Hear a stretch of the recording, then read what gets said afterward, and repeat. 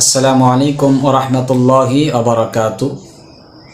ঢাকা থেকে এক ভাই জিজ্ঞেস করেছেন, হুজুর রাসূলুল্লাহ সাল্লাল্লাহু আলাইহি ওয়াসাল্লাম হানাফি ছিলেন কিনা?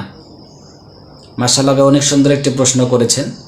এই প্রশ্নের উত্তর বোঝার জন্য আমি আপনাকে কয়েকটি প্রশ্ন করছি। প্রথম প্রশ্ন, রাসূলুল্লাহ সাল্লাল্লাহু আলাইহি ওয়াসাল্লাম মুক্তাদি ছিলেন নাকি মুআজ্জিন ছিলেন? দ্বিতীয় প্রশ্ন, রাসূলুল্লাহ সাল্লাল্লাহু আলাইহি ওয়াসাল্লাম সাহাবী ছিলেন নাকি তাবী ছিলেন?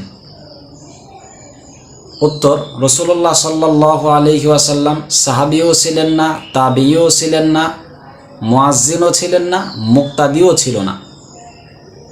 এরপরেও উম্মতের জন্য সাহাবী হওয়া, তাবী হওয়া, মুয়াজ্জিন হওয়া, মুক্তাদি হওয়া জায়েজ।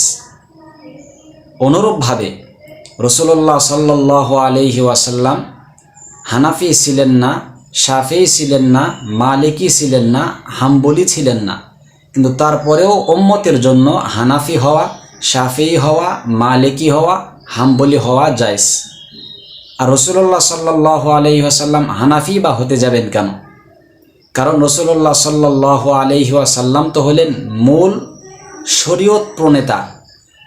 তিনি তো শরীয়ত প্রণয়ন করেন, বরং যেহেতু তিনি মূল শরীয়ত প্রণেতা, বিধায় তাকে হানাফিও হওয়া লাগবে না, শাফিও হওয়া লাগবে না, হাম্বলিও হতে হবে না, বরং তিনি হানাফিদের মাযহাবের অনুমোদন দাতা ছিলেন, শাফিঈদের মাযহাবের অনুমোদন দাতা ছিলেন, মালিকিদের মাযহাবের অনুমোদন দাতা ছিলেন, হাম্বলি মাযহাবের অনুমোদন দাতা ছিলেন।